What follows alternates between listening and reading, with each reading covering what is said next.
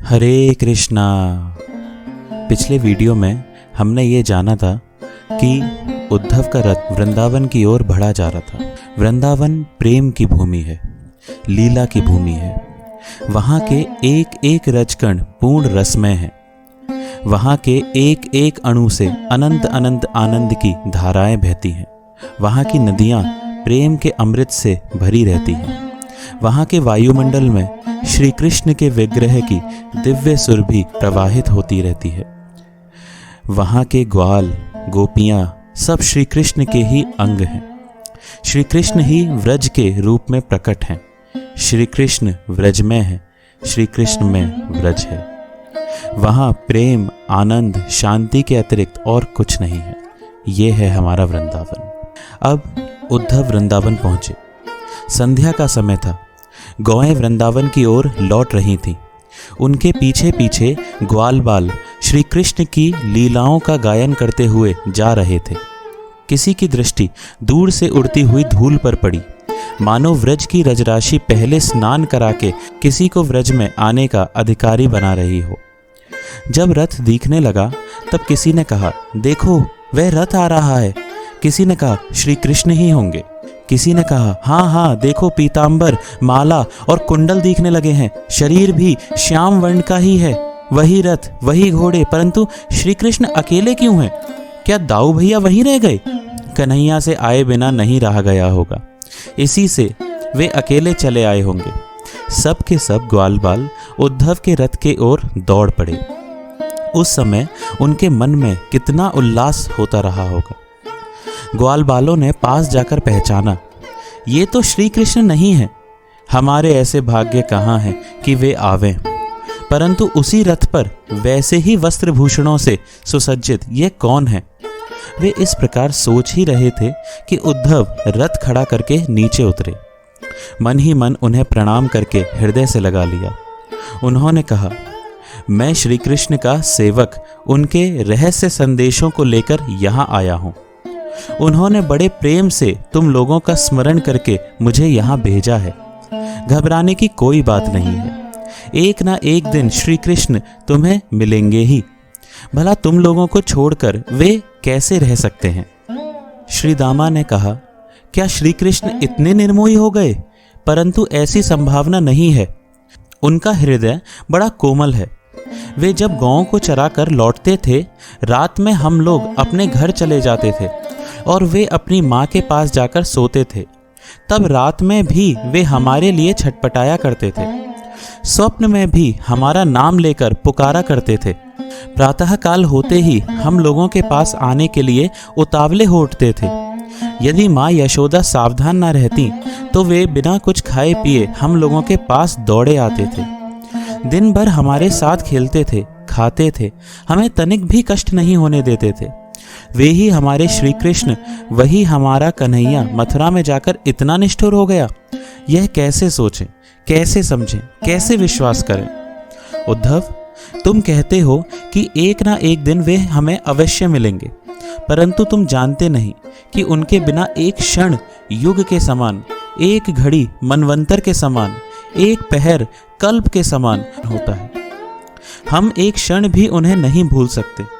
जब वे हमारे साथ खेलते थे तब दिन का दिन पलक मारते बीत जाता था। आज उनके बिना हमारा जीवन भार हो गया है। सारा संसार शून्य सरीखा मालूम होता है। वे ही वन हैं, वे ही वृक्ष लताएं हैं जिनके नीचे कोमल कोपलों की शैया पर श्री कृष्ण लेट जाते थे। हम बड़े बड़े पत्तों से हवा करके उन्हें श्रम बिंदु सुखाते थे। उनके चरण कमलों को अपनी गोद में लेकर अपने हृदय से सटाते थे। उनके हाथ अपने हाथ में लेकर दिव्य सुख का अनुभव करते थे। वही यमुना है जिसमें हम लोग घंटों जल क्रीड़ा करते थे। वही व्रजभूमि है जिसमें हम लोग लौटते थे। परंतु वही सब रहने से क्या हुआ? श्री कृष्ण बिना सब काटने दौड़ते हैं। उनकी ओर आंखें उठाकर देखा तक नहीं जाता। उद्धव, हम सत्य कहते हैं।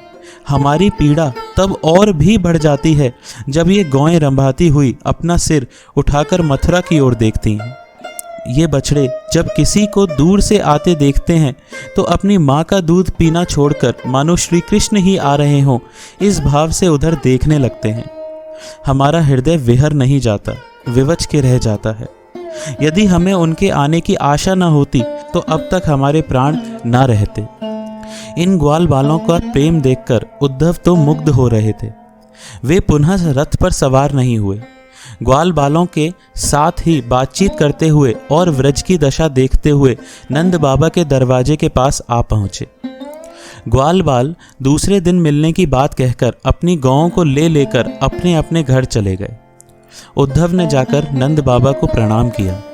नंद बाबा ने उठकर उन्हें हृदय से लगा लिया और बड़ी प्रसन्नता से, बड़े प्रेम से उन्हें साक्षात श्री कृष्ण समझकर उनका सत्कार किया। जब वे नित्य कृत्य और भोजन भजन से निवृत्त हुए तथा प्रसन्न होकर आसन पर बैठे, तब नंद बाबा ने बड़े प्रेम से उनके पास बैठकर मथुरा का कुशल समाचार पूछा। नंद बाबा ने कहा, उद्धव, मेरे प्रिय बंधु वसुदेव कुशल से है ना? उनके पुत्र, मित्र, भाई, बंधु सब प्रसन्न है ना? बहुत दुख के बाद उन्हें सुख के दिन देखने के मिले हैं। यह भगवान की बड़ी कृपा है। पापी कंस पाप के परिणाम स्वरूप अपने साथियों के साथ मारा गया। वह धार्मिक यदुवंशियों से बड़ा ही द्वेष रखता था। अब तो सब लोग स्वतंत्रता से धर्माचरण कर पाते हैं ना? नंद ने आगे कहा, उद्धव, क्या श्री कृष्ण कभी अपनी माँ का स्मरण करते हैं? क्या वे अपने साथ खेलने वाले ग्वाल बालों को भूल गए? क्या वे अपनी प्यारी गौओं का कभी स्मरण नहीं करते? उनके ही आने की आशा से जीवित रहने वाले ब्रजवासियों को क्या वे भूल सकेंगे? वृंदावन, यमुना, गोवर्धन आज भी उनकी प्रतीक्षा कर रहे हैं। गोवर्धन सिर उठाकर उनका मार्ग देख रहा है। वृंदावन और यमुना उनके विरह में सूखते जा रहे हैं। उद्धव, क्या सचमुच वे आएंगे? क्या उनका सुंदर मुखड़ा, उनकी तोते की ठोर सी नाक, उनकी मुस्कान और उनकी चितवन का आनंद मेरी इन आँखों को प्राप्त हो सकेगा? श्री कृष्ण केवल मेरे बालक ही नहीं, वे हमारे और संपूर्ण व्रज के जीवन दाता भी हैं। उन्होंने दावाग्नि से, बवंडर से, वर्षा से, वर्षासुर से, अघासुर से हमारी रक्षा की है। हमें मृत्यु के मुंह से बचाया है। हम उनके इस दृष्टि से भी आभारी हैं। परंतु क्या उन्होंने इसी दिन के लिए हमें बचाया था? क्या यही दुख देखने के लिए उन्होंने हमें सुखी किया था? उद्धव, क्या कहूँ? मैं उनकी शक्ति का स्मरण करता हूँ, उनके खेल का स्मरण करता हूँ। उनका मुखड़ा, उनकी टेढ़ी टेढ़ी बाहें, उनकी वे काली घुंघराली अलकें मेरे सामने से नाच जाती हैं। वे मेरे सामने हंसते हुए से दिखते हैं। मेरी गोद में बैठकर मुझे पिताजी पिताजी पुकारते हुए जान पड़ते हैं। वे मेरे पीछे से आकर मेरी आंखें बंद कर लेते थे। मेरी गोदी में बैठकर मेरी दाढ़ी खींचने लगते थे। ये सभी बातें मुझे आज भी याद आती हैं। आज भी मैं उसी रस में डूब जाता हूँ। परंतु हाँ देव, कहाँ हैं वे?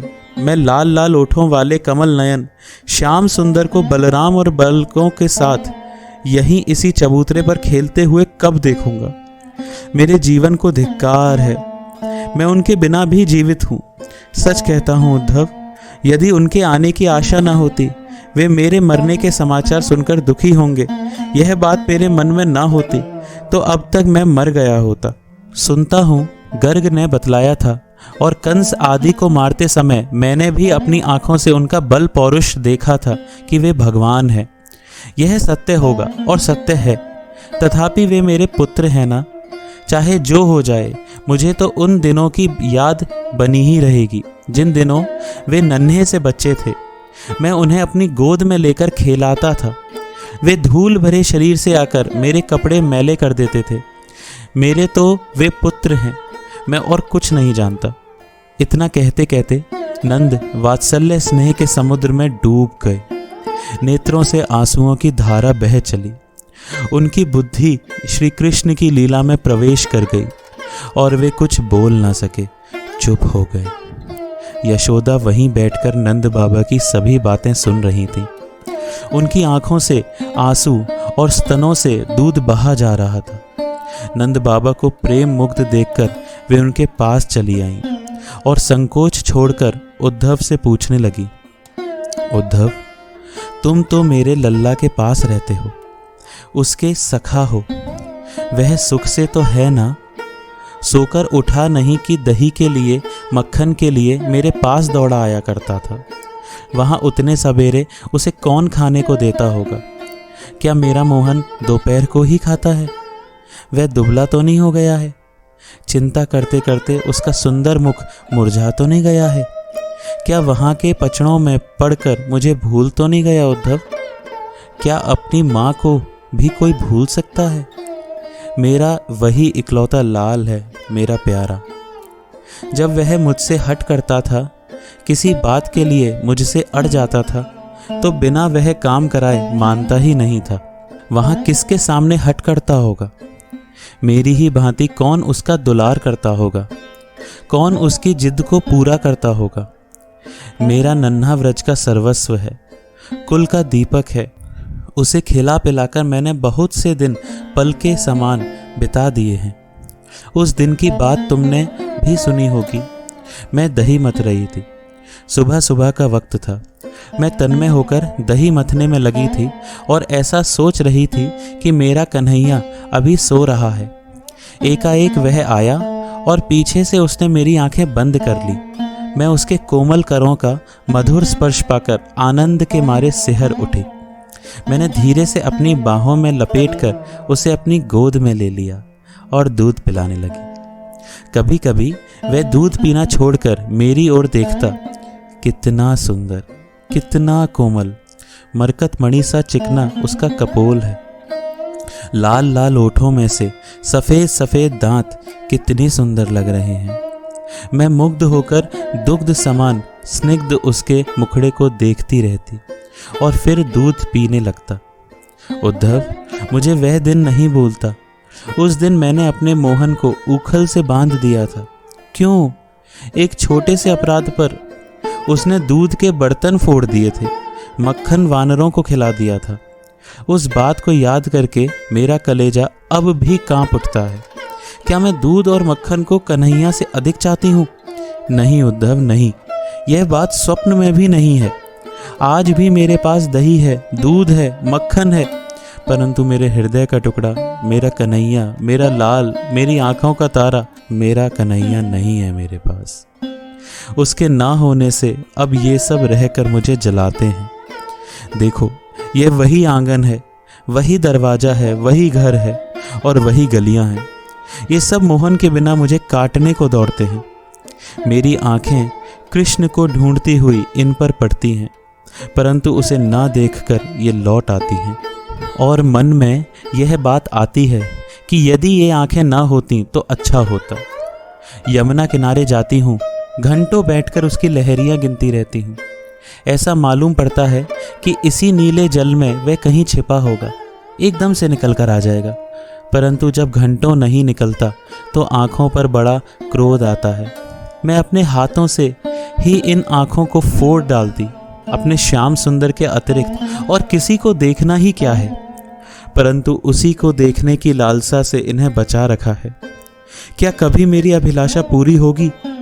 क्या 2 दिन के लिए भी वह मेरे पास आवेगा? क्या मैं फिर उसे अपनी गोद में ले सकूंगी?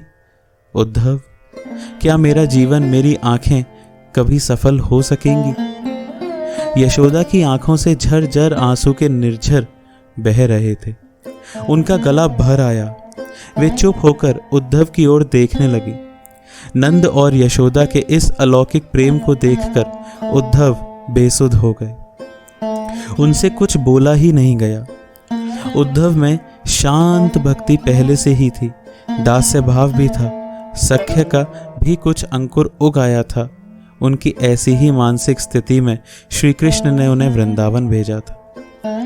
वृंदावन में प्रवेश करते ही उद्धव को सख्य रस की पूर्णता प्राप्त हुई। श्री दामा आदि गोपों से मिलकर उन्होंने जाना कि सख्य रस की पूर्णता क्या है। व्रज में प्रवेश करने पर उन्होंने देखा व्रज के घर घर में, वन वन में वहाँ के पशु पक्षी मनुष्य सभी श्री कृष्ण का गुणानुवाद गा रहे हैं। वहाँ के एक एक अणु से श्री कृष्ण के नाम की ध्वनि निकल रही थी। नंद और यशोदा के पास आकर उन्होंने वात्सल्य रस का दर्शन किया। उनकी समझ में ही नहीं आता था कि इन्हें क्या समझावें, इनसे क्या कहें। अंत में उन्होंने सोचा कि इन्हें श्री कृष्ण का ऐश्वर्य सुनाना चाहिए। वे कहने लगे, अब तक नंद बाबा भी संभल कर बैठ गए थे। उद्धव ने बोला, बाबा नंद, माँ यशोदा, आप लोग धन्य हैं, आपका जीवन सफल है। यदि मेरे रोम रोम जीभ बन जाएं, तो भी मैं आपकी पूरी प्रशंसा नहीं कर सकता। भगवान श्री कृष्ण में आप लोगों का इतना सुंदर भाव है, आपकी ऐसी भक्ति है, इसकी महिमा कौन गावे। तीर्थ यात्रा, तपस्या, दान, ज्ञान और समाधि से जिस वस्तु की प्राप्ति की जाती है, वह प्रेम लक्षण भक्ति आपको स्वयं ही प्राप्त हो गई है। श्री कृष्ण केवल आपके बालक ही नहीं हैं, वे संपूर्ण पिताओं के पिता हैं। वे संसार के मूल कारण हैं। बलराम उन्हीं की शक्ति हैं। उन्हीं की प्रेरणा से संसार में ज्ञान होता है और सब वस्तुएं चेष्टा करती हैं।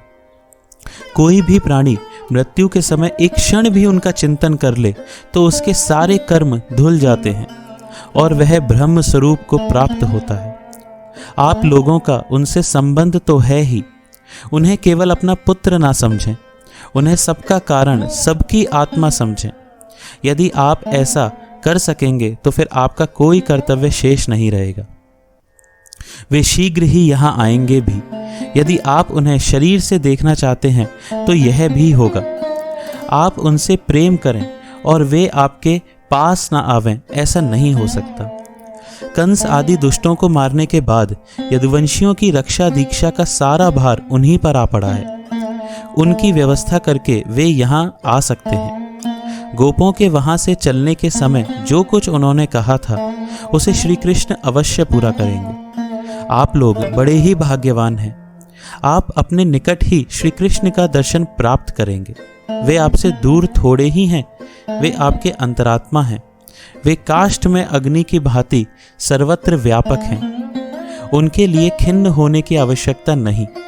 उनका ना तो कोई प्रिय है ना तो अप्रिय। उनकी दृष्टि में ना कोई ऊंचा है ना नीचा। वे सर्वत्र समान हैं। अभिमान उनका स्पर्श नहीं कर पाता। ना तो उनकी कोई माता है ना पिता है, ना पत्नी है और ना पुत्र। ना उनका कोई अपना है ना पराया। ना शरीर है और ना तो जन्म। ना उनका कोई कर्म है और ना तो उन्हें कर्मों का फल भोगना है। वे अपने प्रेमी भक्तों की रक्षा के लिए लीलावतार ग्रहण करते हैं। सत्व, रज और तम ये 3 गुण हैं। वे निर्गुण होने पर भी क्रीड़ा के लिए इन गुणों को स्वीकार करते हैं और संसार की सृष्टि, रक्षा तथा प्रलय करते हैं। जैसे घूमती हुई वस्तु पर चढ़कर देखें तो सारी पृथ्वी घूमती हुई सी दिख पड़ती है, वैसे ही चित्त कर्ता भोगता है और उसका आरोप आत्मा पर किया जाता है। श्री कृष्ण केवल तुम दोनों के ही पुत्र नहीं हैं, वह भगवान हैं। सबके पुत्र हैं, सबके पिता माता हैं, सबके ईश्वर हैं और सबके आत्मा हैं। जो कुछ कभी हुआ है, जो कुछ है या हो रहा है, जो कुछ होगा या हो सकता है, जो कुछ देखा या सुना गया है, जो कुछ जड़ या चेतन है, जो कुछ बड़ा या छोटा है, सब कुछ श्री कृष्ण है। श्री कृष्ण के अतिरिक्त और कोई वस्तु नहीं है। वे सब हैं, केवल वही हैं, एकमात्र वही परमार्थ वस्तु हैं। इस प्रकार उन लोगों में बात होते होते सारी रात बीत गई। गोपियां अपने अपने घर उठकर घर के देवताओं को नमस्कार करके दही मथने लगीं। वे एक स्वर से गोविंद, दामोदर, माधव इत्यादि श्री कृष्ण के नामों का सुंदर गायन कर रही थी। उनकी बंधी हुई आवाज स्वर्ग का स्पर्श कर रही थी। सारी दिशाएं गूंज रही थीं।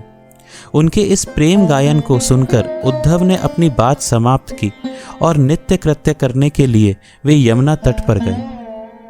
प्यारे व्यूअर्स, अगली वीडियो में हम जानेंगे कि कैसे गोपियों ने अपनी व्यथा उद्धव को गा सुनाई और उद्धव कुछ नहीं कर पाए।